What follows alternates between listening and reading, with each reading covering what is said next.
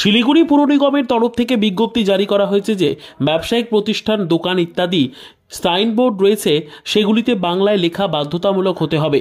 এই বিষয়ে বিধান মার্কেট ব্যবসায়ী সমিতির সেক্রেটারি বাপি সাহা জানান, খুব ভালো সিদ্ধান্ত। পাশাপাশি তিনি আরও কি জানালেন শুনে নেওয়া যাক। ওটা ইংলিশে চলে আসে, আবার কিছু দোকানদার আমরা হিন্দিতেও লিখেছি, তার কারণ হিন্দিভাষীরা যখন আছে তখন ইংরেজি অনেকে পড়তে পারে না, যার জন্যে আমরা হিন্দিতেও লিখেছি। কিন্তু আজকে আমাদের যে মিউনিসিপ্যালিটি যে বিবৃতি জারি করেছে বাংলায় লিখতে হবে, আমরা এটা বিধান মার্কেটের তরফ থেকে ধন্যবাদ জানাই মিউনিসিপ্যালিটিকে যে বাংলায় লেখাটা আমাদের খুব জরুরি, তার কারণ আমরা বাংলায় বাস করি। তো বাংলায় লিখতে আমাদের আপত্তি কোথায়?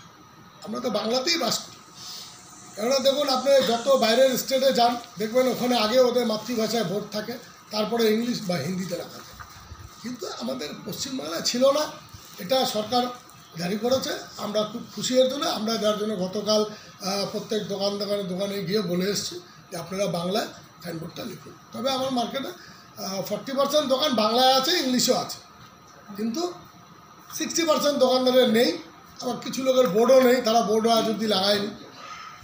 এই সিদ্ধান্ত নেওয়াতে